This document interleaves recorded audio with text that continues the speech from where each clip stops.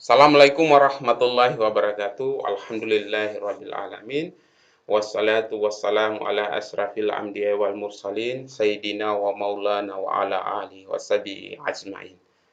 Alhamdulillah, puji syukur kita panjatkan kehadirat Allah Subhanahu wa taala yang telah memberikan kita segala rahmat serta karunia-Nya sehingga kita berada dalam naungan dan kasih sayang Allah Subhanahu wa taala. Salawat dan salam kita haturkan kepada junjungan Nabi besar Muhammad sallallahu alaihi wasallam yang telah mengantarkan kita dari alam jahiliyah ke alam yang terang benderang. Kepada para keluarganya dan para sahabat yang telah gigih memperjuangkan nilai-nilai Islam hingga hari ini kita masih menghirup nikmat iman dan nikmat Islam. Dan para pengikutnya yang tetap konsisten menjalankan syariat Islam, insya Allah kita berada dalam naungan, berada dalam kasih sayang, berada dalam golongan Rasulullah Sallallahu Alaihi Wasallam. Amin ya Rabbal Alamin. Hari ini saya akan memberikan penjelasan tentang 4 sifat Rasulullah Sallallahu Alaihi Wasallam dalam kepemimpinan beliau. Memang dalam diri Rasulullah sudah ada suri tauladan, uswatu hasanah, di mana dalam diri Rasulullah sudah dijadikan sebagai contoh bagi umat manusia agar diimplementasikan, diaplikasikan dalam kehidupan sehari-hari. Entah dia adalah seorang pemimpin dalam rumah tangga, seorang pemimpin dalam organisasi kecil, seorang pemimpin di daerah, kepala daerah, seorang pemimpin di desa atau kepala desa, seorang pemimpin di kelurahan, seorang lurah, atau katakanlah seorang pemimpin di negara, bisa itu presiden, perdana menteri, dan lain sebagainya, harus menjadikan sifat dari Rasulullah Sallallahu Alaihi Wasallam dalam mengambil keputusan ada sifat-sifat yang sangat baik. Ya, salah satunya adalah tentang sifat yang amanah, yang tablik, yang fatonah, dan lain sebagainya, sifat-sifat yang dimana Rasulullah Sallallahu Alaihi Wasallam beliau buktikan dan itu membawa keadilan bagi umat yang ada pada masa Rasulullah Sallallahu Alaihi Wasallam. Yang pertama adalah kita akan melihat pada firman Allah Subhanahu wa taala dalam Quran surat Al-Ahzab ayat 21 di mana Allah Subhanahu wa taala menerangkan tentang sifat Rasulullah sallallahu alaihi wasallam yang merupakan suri tauladan bagi umat manusia yang tentunya mengharapkan rahmat dan kedatangan hari kiamat dan mengharapkan keselamatan di dunia dan akhirat. A'udzubillahi minasyaitonirrajim. Bismillahirrahmanirrahim. Laqad kana lakum fi Rasulillahi uswatun hasanatan liman kana yarjullaha yaumal akhirah wa dzakarallaha katsiran.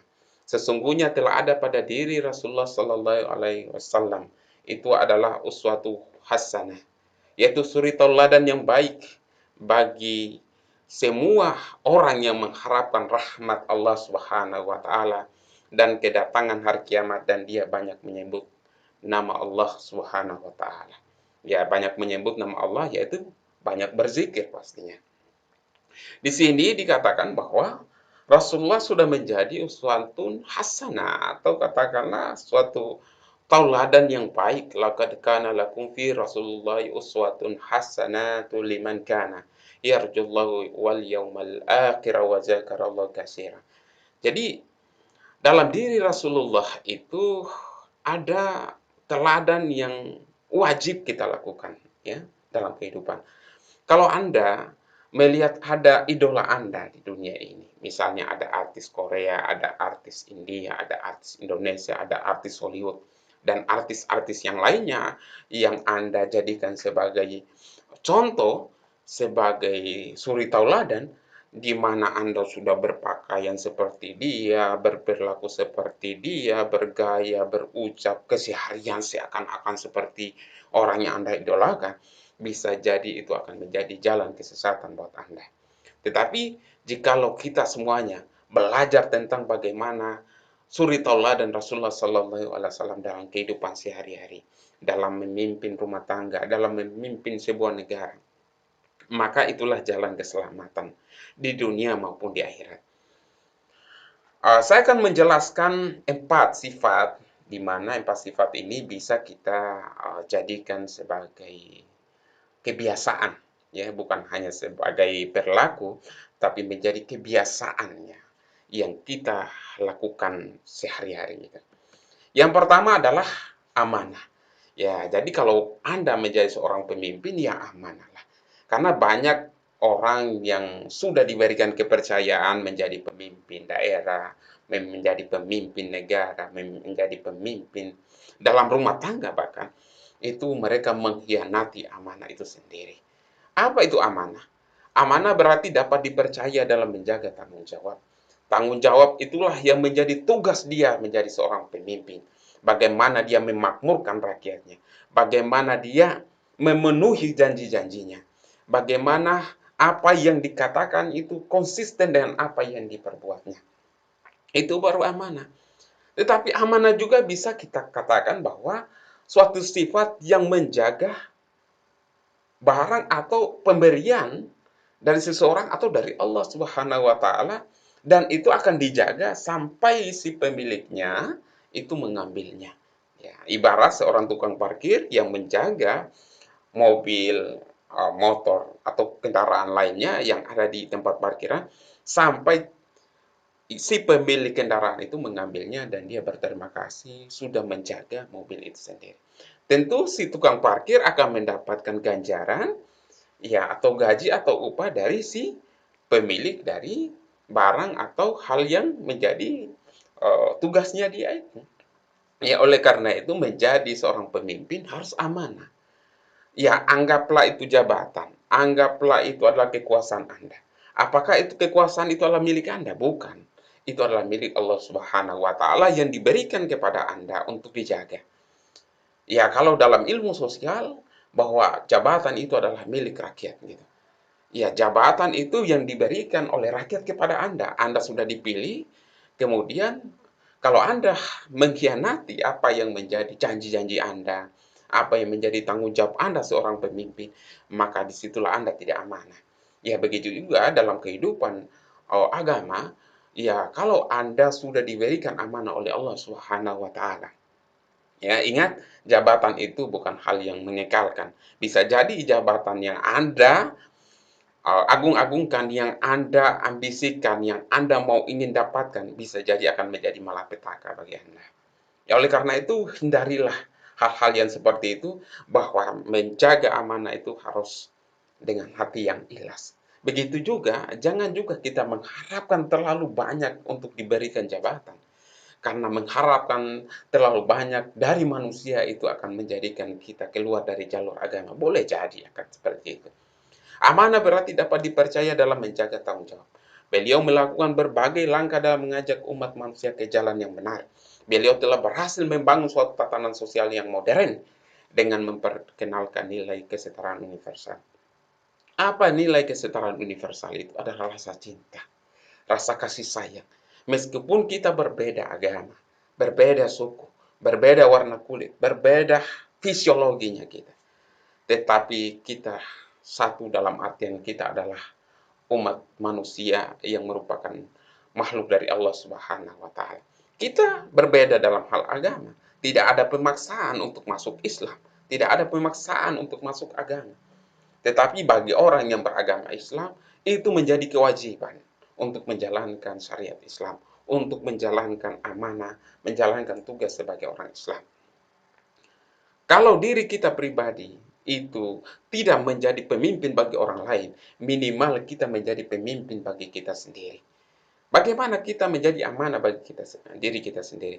Yaitu menjaga badan kita, menjaga roh kita, menjaga fisik kita, agar sesuai dengan apa yang menjadi anjuran dalam agama. Menjaga fisik kita, kita tidak boleh korupsi.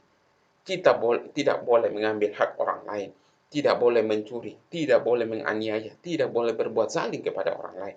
Menjaga roh kita, kita selalu beribadah kepada Allah, berzikir kepada Allah, dan selalu menjalankan syariat yang sudah disyariatkan, yang sudah diputuskan atau sudah ada dalam Alkitab dan Sunnah Nabi Rasulullah Sallallahu Alaihi Wasallam.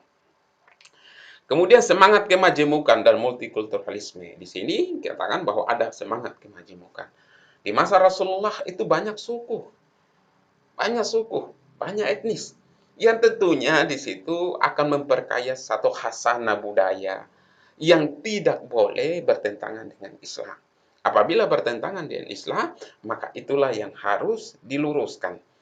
Ya tentu sukunya itu ya boleh, itu ya Tuhan Allah Subhanahu wa taala kan menjadikan kita berbeda-beda dalam hal suku untuk kita saling mengenal, bahkan menjadikan agama ini berbeda-beda karena ini adalah sudah menjadi sunatullah gitu. Kalau Allah sudah mengatakan kun fayakun, semua manusia itu adalah Islam, ya tinggal tinggal mengatakan itu ya jadi. Tapi Allah berkehendak bahwa kita berbeda dalam hal agama, berbeda dalam hal etnis, budaya dan lain sebagainya. Tapi perbedaan itu jangan menjurus pada sebuah pertentangan yang dimana pertentangan itu melawan hukum-hukum yang ditetapkan oleh Allah Subhanahu wa taala. Begitu juga ada semangat rule of law, yaitu semangat untuk menegakkan bahwa di dalam negara itu ada hukum yang berlaku. Hukum itu ada untuk menimbulkan keadilan, untuk memutuskan satu keputusan yang adil bagi masyarakat. Pada saat adil, ya bahkan itu bisa menjadi satu contoh buat masyarakat. Ya, oleh karena itu hukum itu satu adalah memutuskan keputusan yang adil, yang kedua adalah mengatur masyarakat agar tentram, tertib, ya, dan toleran gitu dengan segala perbedaan yang ada. Gitu. Beliau disiplin dan adil dalam menegakkan hukum tanpa pandang bulu. Bahkan anaknya Siti Fatimah itu akan dihukum, ya dipotong tangannya kalau terbukti mencuri. Tapi alhamdulillah Subhanahu wa taala memberikan anugerah kepada Rasul dan keturunannya adalah zuriat atau keturunan yang baik-baik. Dalam Al-Quran surat An-Nisa ayat 58 Allah Subhanahu wa taala berfirman, A'udzubillahi minasyaitonirrajim, bismillahirrahmanirrahim. Innallaha ya'murukum an tuwaddu amanati ila ahliha wa idza hakamtum bainan nasi an tahkumu bil adl. Innallaha ni'ma ya'izukum bihi innallaha kana sami'an basira. Sesungguhnya Allah menyuruh kamu menyampaikan amanah kepada yang berhak menerimanya. Ya, jadi menyampaikan amanah itu adalah Rasul diberikan amanah.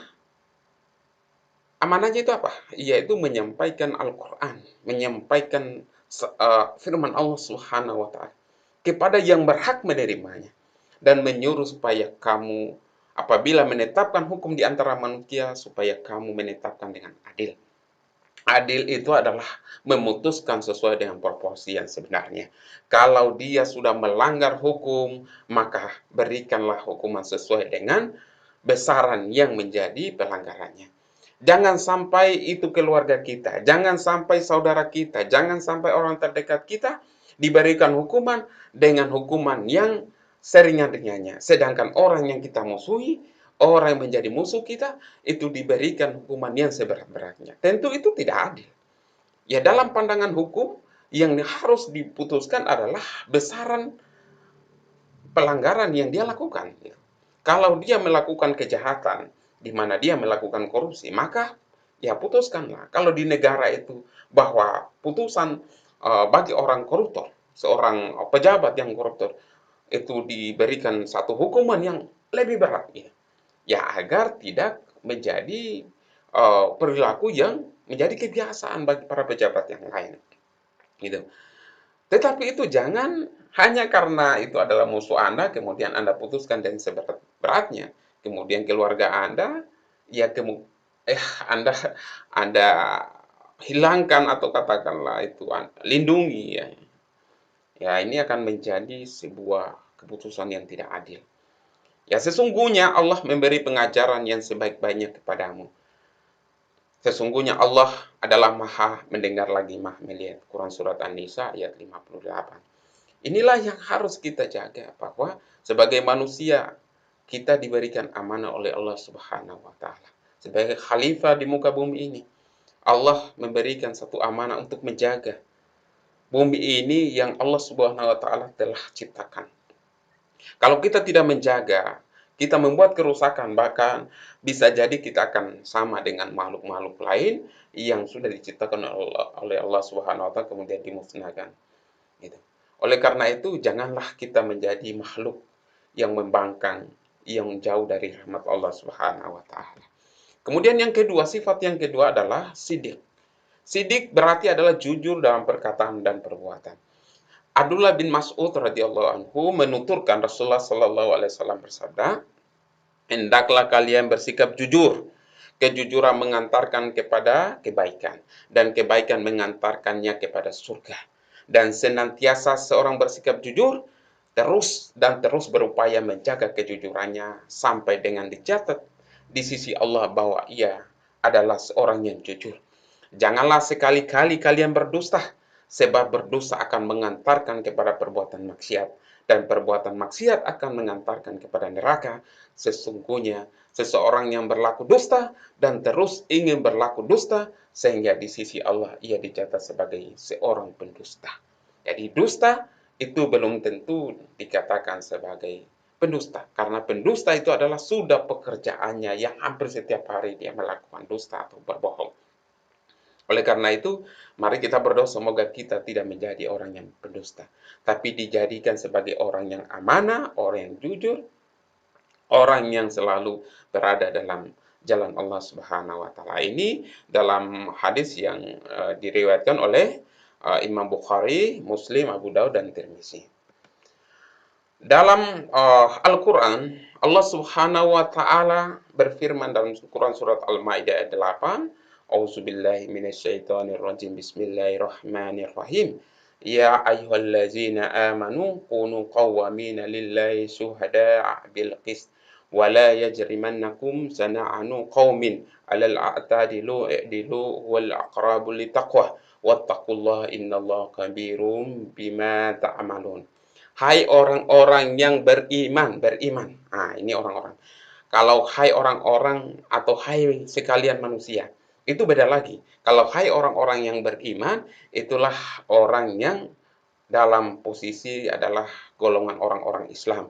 Hendaklah kamu jadi orang yang selalu menegakkan kebenaran karena Allah.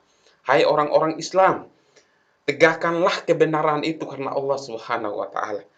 Menjadi saksi dengan adil, janganlah sekali-kali kebencianmu terhadap suatu kaum mendorong kamu untuk berlaku tidak adil.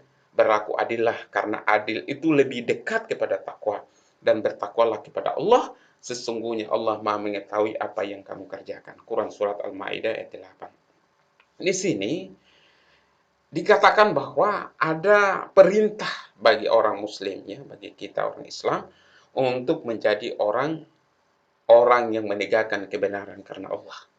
Menegakkan kebenaran bukan untuk dipuji. Menegakkan kebenaran bukan untuk mendapatkan jabatan. Menegakkan kebenaran ya kebenaran. Menegakkan kebenaran untuk mendapatkan rahmat dari Allah Subhanahu wa taala.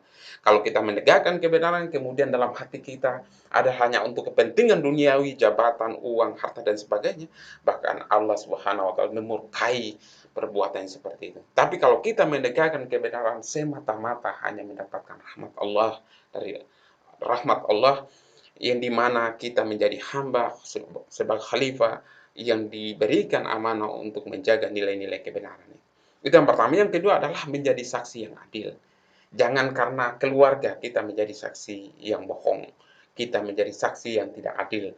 Jadilah saksi yang adil. Saksi yang adil adalah berbicara, mengatakan sesuai dengan apa yang menjadi kebenarannya. Sesuai dengan apa yang kita lihat, sesuai dengan apa yang kita dengar, dan sesuai dengan apa yang kita alami. Itu menjadi saksi. Dan janganlah sekali-kali kebencian terhadap suatu kaum mendorong kamu tidak berlaku tidak adil.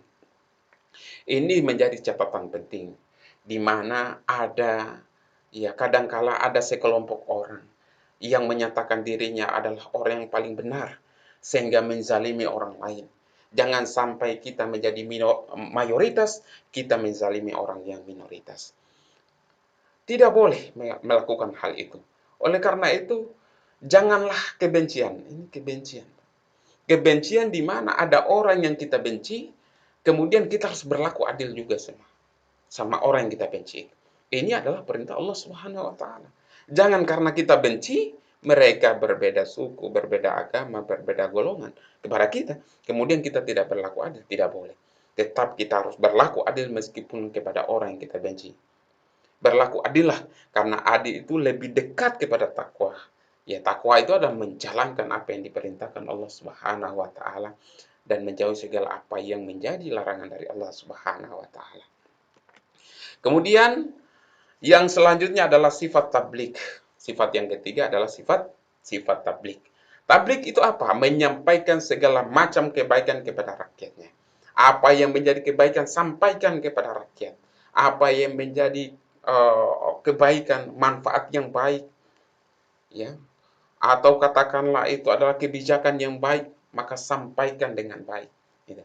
Jangan sampai ada penyampaian-penyampaian yang menyinggung hati rakyat, maka jauhilah hal itu. Ya, kalau Rasulullah SAW menyampaikan kebaikan, menyampaikan kebenaran kepada rakyatnya, sehingga yang orang Yahudi, orang Majusi, orang Nasrani pada masa Rasulullah merasa terayomi, merasa terlindungi, meskipun memang dalam Islam tidak boleh memaksakan keyakinan. Lakum dinukum waliyadin, tidak boleh memaksakan antara agama saya dengan agama Anda. Ya, karena dalam agama itu memang sifat memaksa itu sangat tidak dibolehkan. Ya, orang yang masuk dalam Islam, orang yang masuk dalam golongan kebaikan itu adalah hidayah dari Allah Subhanahu wa taala. Manusia tidak ada hak untuk memaksakan manusia untuk masuk dalam golongan kita meskipun kita adalah orang yang baik. Salah satu ciri kekuatan komunikasi seorang pemimpin adalah keberaniannya menyampaikan kebenaran meskipun konsekuensinya berat. Beliau sangat tegas pada orang yang melanggar hukum Allah, bahkan kepada anaknya pun. Namun sangat lembut dan pemaaf. Memaafkan bila ada kesalahan yang menyangkut dirinya sendiri. Tapi kalau masalah agama, menginjak-injak, menghina Allah Subhanahu wa taala, maka itu akan menjadi lawan yang harus ditumpas. Tapi kalau dalam diri Rasulullah ada satu kisah di mana Rasul itu dilemparkan oleh kotoran oleh kaum Quraisy, tapi para sahabatnya mereka mengamuk mau ingin memotong mereka, mau ingin membalas, tapi Rasulullah SAW tetap menahan para sahabat karena boleh jadi itu mereka belum memahami Islam itu dengan benar. Mereka masih mendengarkan katanya yang dimana katanya itu adalah hoax, itu adalah informasi bohong, itu adalah informasi yang menyesatkan. Oleh karena itu belajarlah agama Islam dengan sebaik-baiknya. Dalam istilah Arab dikenal dengan ungkapan kal ahlak walau kana muran. Katakanlah atau sampaikanlah kebenaran meskipun pahit rasanya. Dalam Quran surat Al-Imran ayat 104 Allah Subhanahu wa taala berfirman, A'udzubillahi minasyaitonir rajim. Bismillahirrahmanirrahim. Wal taqum minkum ummatu yad'una ilal khair wa ya'muruna bil ma'ruf wa yanhauna 'anil munkar wa ulaika humul muflihun.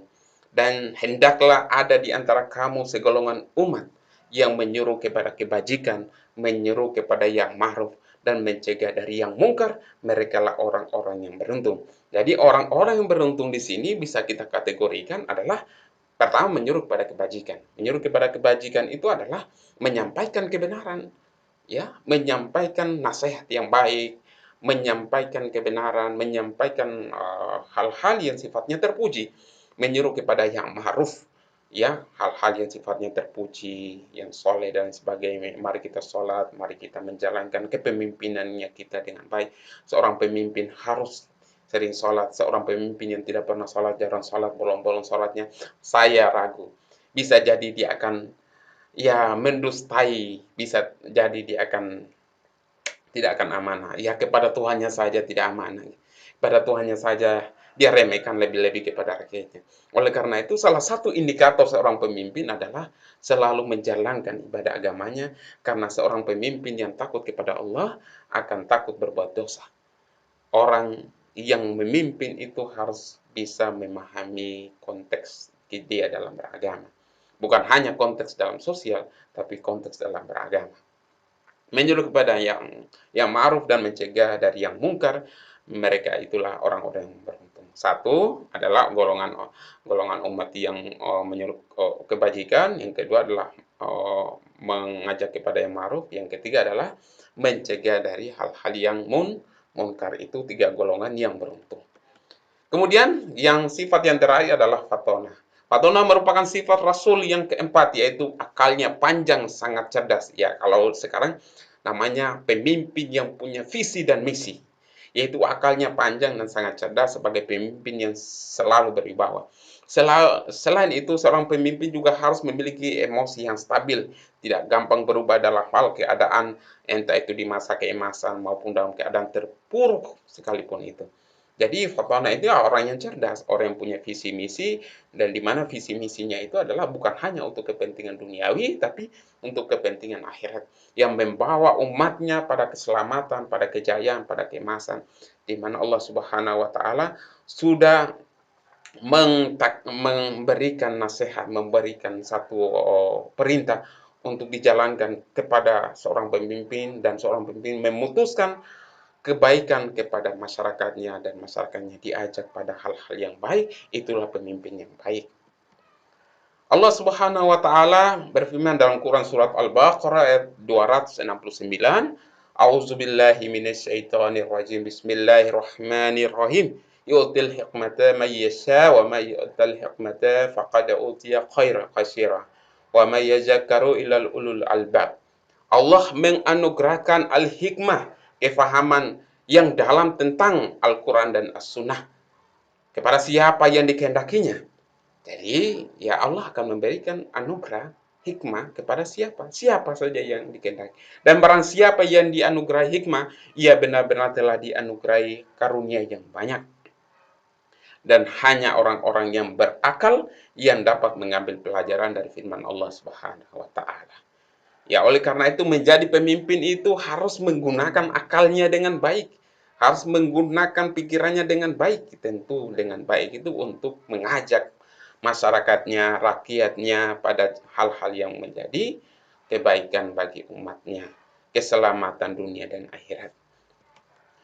Nabi Shallallahu Alaihi Wasallam bersabda, kamu sekalian pemimpin dan kamu sekalian akan dimintai pertanggungjawabannya tentang apa yang kamu pimpin.